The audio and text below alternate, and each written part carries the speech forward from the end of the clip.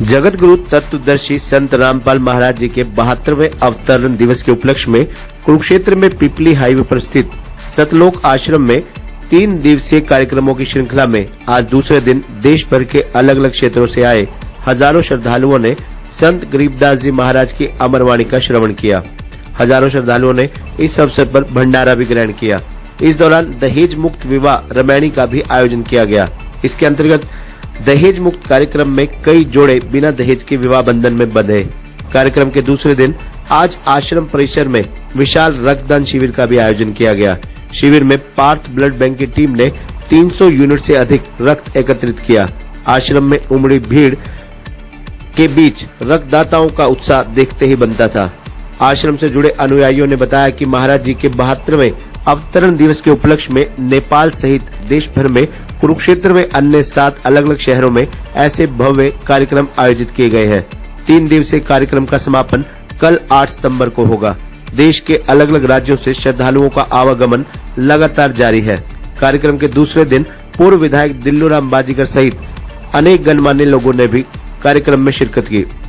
शादियाँ जिसको बोलते हैं हम उसको रामायणी बोलते हैं। असुर निकंदन रामायणी जो दहेज मुक्त है, कोई किसी पे भार नहीं बनने की लड़की। संत रामपाल जी ने जो मिशन चलाया है उसमें दहेज मुक्त शादियाँ होंगी, कोई दहेज नहीं होगा।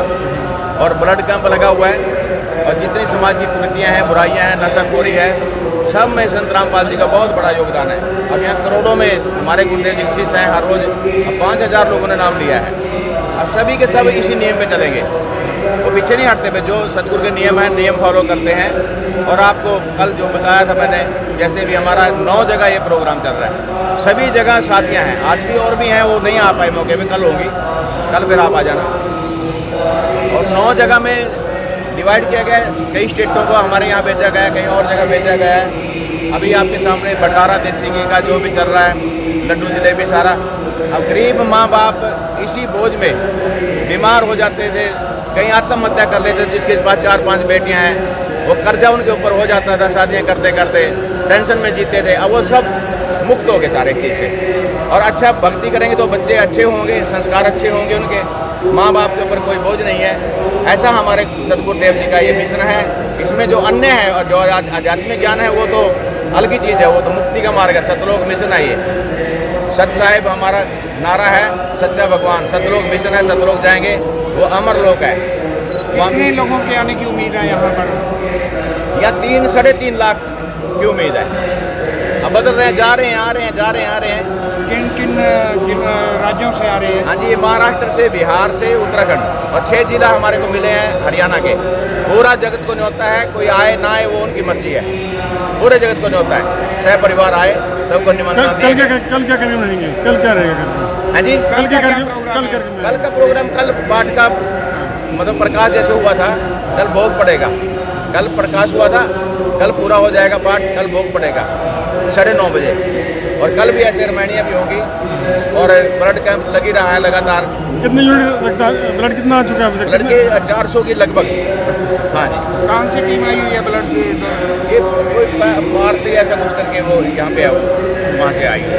आप जाके डॉक्टर से मिलिए, आप उधर जाइए, थोड़ा कवरेज करिए। जी, आज देखिए संत रामपाल जी की महाराज जी की शिक्षा पर चलते हुए यहाँ पर दहेज रहित शादियों का आयोजन किया गया है।